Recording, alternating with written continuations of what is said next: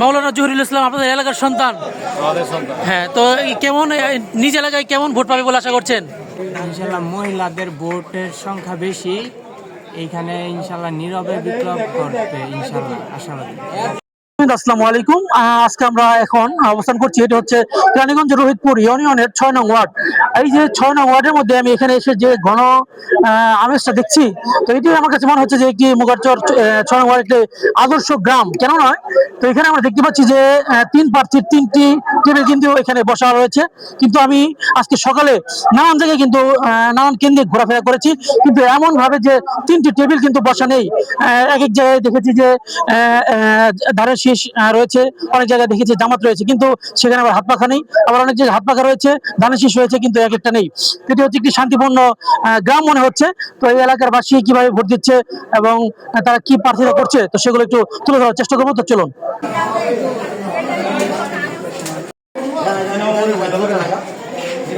মাওলানা জহিরুল ইসলাম আপনাদের এলাকার সন্তান। হ্যাঁ, তো কেমন নিজ এলাকায় কেমন ভোট পাবে বলে আশা করছেন? আশা করি তো ভালোই পাইব, পরের খবর। জি জি জি। তো সকাল থেকে কি অবস্থা দেখলেন? খুব ভালো হইতেছে, অর্ডার খুব ভালো হইতেছে। আচ্ছা, আপনারা কি বলে দেখি সকাল থেকে কতটুকু কাস্ট করলেন? জি আলহামদুলিল্লাহ অনেক ভালো যেতেছে। তো আমাদের এখানে যেটা চলতেছে আর কি, মানে খুবই সুন্দর আরামভাবে চলতেছে, কোনো দুর্নীতি নাই। এদিকে অনেক ভালো আছি যে কোনো প্রকার ঝামেলা হচ্ছে না এখানে। তো আপনাদের অন্যান্য ইউনিয়ন থেকে বা অন্যান্য জায়গা থেকে আমাদের এখানে অনেক সুষ্ঠুভাবে নির্বাচন হইতেছে, এদিকে আমি অনেক খুশি। তারপরেও এখানে কিছু মানে একত্রবাদ আছে যারা আর কি ভোটকে আর কি মানুষদেরকে ভয় ভীতি দেখায় নিজের দিকে টেনে নিতেছে, এমন কিছু দেখা যেতেছে আমাদের এখানে। তো এখানে অনেকে দেখছেন আপনি হয়তো ঘুরে ঘুরে যে অনেক আপনার ভোটার যে স্ট্যাম্পগুলো আছে এখানে কোনো নেই, লোক নেই। লোক না থাকার কারণ হচ্ছে আপনার এখানে কিছু মানে একতাবাদের দল আছে যারা কি করতেছে, বিভিন্ন মানুষের ভোটগুলোকে তারা ভয় দেখিয়ে তাদের আয়ত্তে নিয়ে নিতেছে। এই হলো আমাদের এখানকার। সকলের উদ্দেশ্যে কি বলতে চান? সকল উদ্দেশ্যে আরো সময় রয়েছে। সকল উদ্দেশ্যে বলতে চাই যে সময় এখন অনেক প্রচুর রয়েছে, ঠিক আছে। তো এখন যদি আমরা আমাদের বাংলাদেশে গড়তে চাই তাহলে অবশ্যই আমাদেরকে এমন মানুষদেরকে ভোট দিতে হবে যে আমাদের ভোটটাকে মানে যে আমাদের কেন্দ্রটাকে মানে আমানতদারদের সাথে রক্ষা করবে এবং সেখানে এর মধ্যে মানে কোনো প্রকার দুর্নীতি করবে না। আমরা এমন মানুষকে নেতা বানাতে চাই। ওকে, অনেক ধন্যবাদ আপনাকে। আমাদের 6 নং ওয়ার্ড মাশাআল্লাহ সকাল 7:30 থেকে আরম্ভ হয়ে সুন্দর এবং সুশৃঙ্খলভাবে ভোট চলছে, এতে কোনো সমস্যা হয় নাই।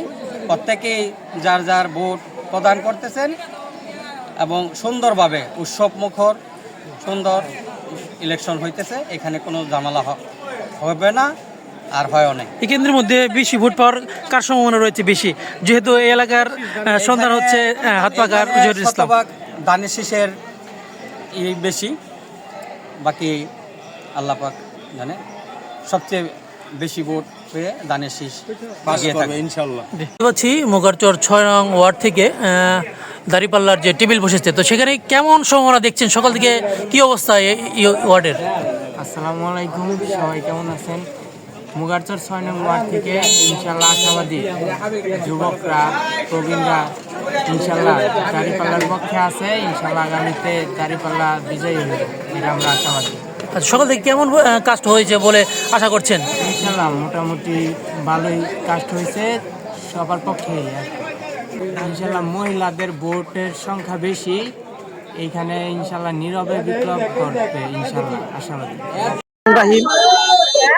প্রিয় মুগারচরবাসী, আমাদের